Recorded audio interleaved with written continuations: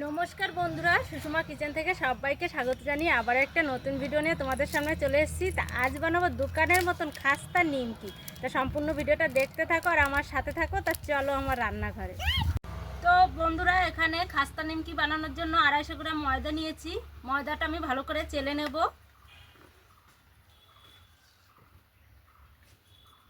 বন্ধুরা, এখানে ময়দাটা চেলে নিয়েছি। ময়দাটা এখন ছেনে নেব। এখানে দিয়ে দেবো জল, দিয়ে দেবো কালো জিরে,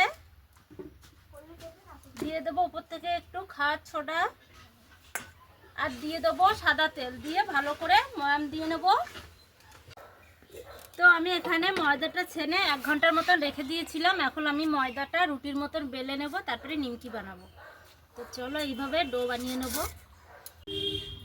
তো এখানে রুটিটা পাতলা করে বেলে নিয়েছি। এবার উপর থেকে সাদা তেল দিয়ে দেব।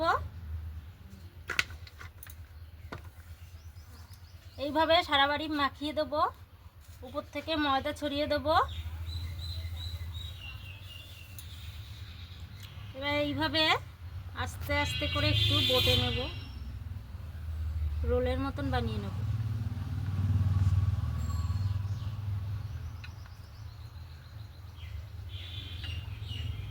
এবার আমি ছুরি দিয়ে কেটে নেব।